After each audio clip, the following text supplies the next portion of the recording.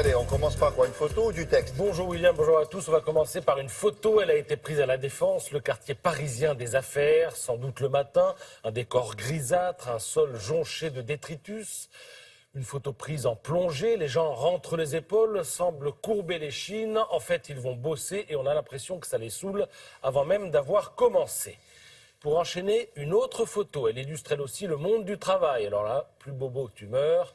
Le vélo au premier plan, un intérieur qu'on devine lumineux, ça ressemble à un loft. À l'intérieur, moyenne d'âge, on va dire 30 ans maximum. C'est juste une ambiance, hein, mais ça, elle fait envie. Elle donne envie d'aller bosser. Voilà, ces deux photos que vous trouverez respectivement dans Libération et dans La Croix illustrent une même actualité, à savoir le bouclage d'une gigantesque enquête menée par la CFDT sur le monde du travail. Tout est question d'approche, de choix éditorial. Libé est plus pessimiste que La Croix. Libé note que les salariés se plaignent de journées trop longues et n'en peuvent plus de la compétition.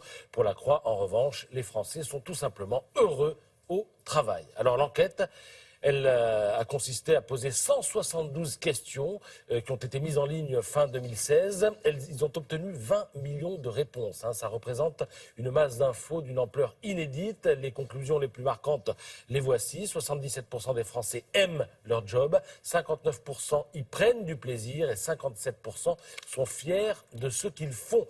Le monde du travail n'est pas non plus celui des bisounours. 12% des personnes s'estiment malmenées. Ce sont 3 fois plus souvent des ouvriers que des cadres auxquels on fait faire des choses abrutissantes, inutiles.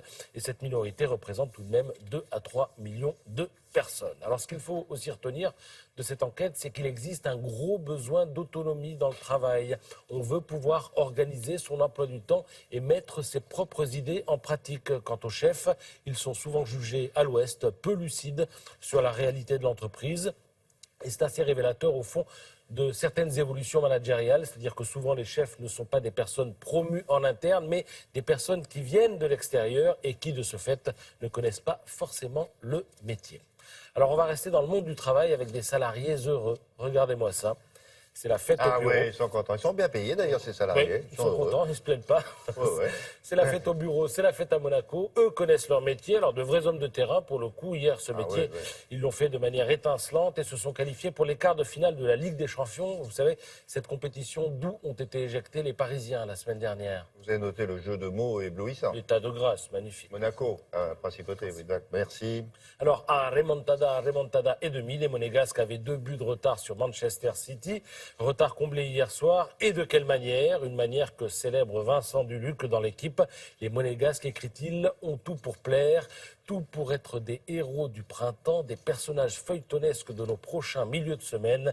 Ils ont des grands joueurs, des belles gueules, des génies et des soutiers, des défenseurs qui attaquent et des attaquants qui défendent. Voilà ce qu'il écrit. Alors des défenseurs qui attaquent et des attaquants qui défendent, eh bien tout est dit. Tout est dit sur la cohésion de l'équipe et la solidarité de ses membres. Tout est dit sur ce bloc dont on nous permettra tout de même de distinguer un joueur, Kylian Mbappé, 18 ans, 17 fois titulaire, 16 buts, dont 11 lors de ses 11 derniers matchs. Ce gars-là, c'est du repos pour les statisticiens de la baballe. On s'attend à ce que Didier Deschamps le convoque à l'équipe de France très rapidement, peut-être même aujourd'hui. Car non seulement il est bon, mais à l'image de toute l'équipe, il donne l'impression de s'amuser. Et c'est le Parisien qui souligne cet aspect ce matin. S'amuser, c'est rare à un tel niveau de compétition.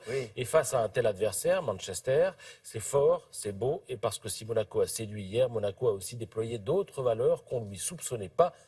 De l'engagement, du courage et un fort esprit de sacrifice. Puisse Monaco faire tache d'huile. Ce jeune Kylian, là, il est sympa en plus. Oui. Ce qui ne gâche rien. Bien sûr. C'est pas la gueule, lui. Merci beaucoup.